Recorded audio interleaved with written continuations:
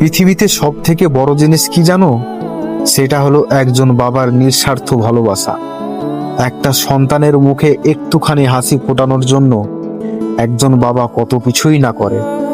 নিজের ইচ্ছাগুলোকে ত্যাগ করে, নিজের কষ্টগুলোকে লুকিয়ে রাখে, নিজে না খেয়ে হলেও সন্তানের জন্য ভালো খাবার নিয়ে আসেন। সন্তানের ছোট্ট একটা হাসি দেখার জন্য বাবা সারাদিন পরিশ্রম করে, ক্লান্ত শরীর নিয়ে ঘরে ফেরে, তবু মুখে হাসি রেখে বলে, কেমন আছো মা?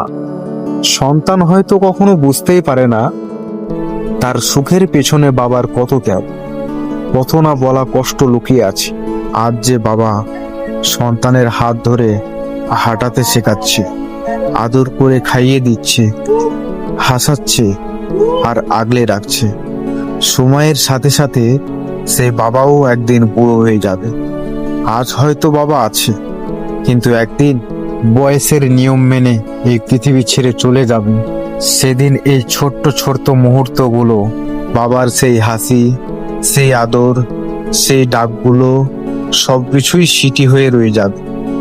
তখন হাজারবার কাঁদলেও, হাজারবার ডাকলেও, বাবা বলে চিৎকার করলেও আর তাকে ফিরিয়ে পাওয়া যাবে না। কারণ পৃথিবীতে এমন কিছু হারিয়ে যাওয়ার মানুষ আছে যাদের জায়গা আর কেউ কোনোদিন পূরণ করতে পারে না।